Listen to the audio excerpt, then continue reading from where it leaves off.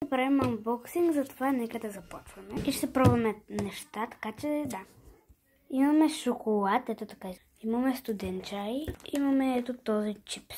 Така изглежда би. Първо ще отворим шоколада. Ще се опитам с една ръка. Не се получи, но нищо. Ето така изглежда. Сега ще го пробвам.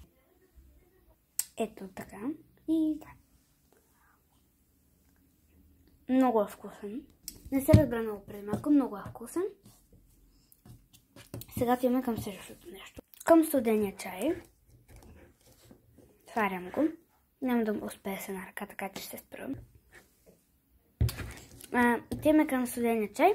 Няма да успея да го отворя с една ръка, така че ще спра и самако пак ще се включа. Отворихме го. Сега ще го попитам.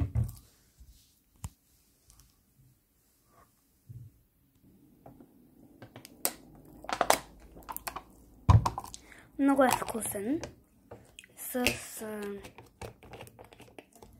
С зелен чай, green tea и кактус на Сан Бенедето.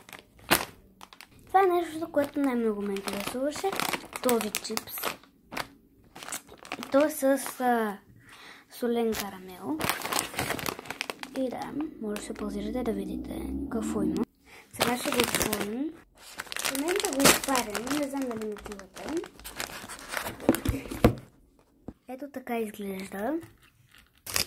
Сега го дам. Доста е вкусен. Много е вкусен. Ето така изглежда.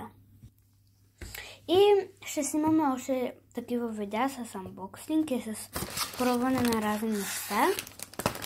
Но това беше от нас за днес, така че чао!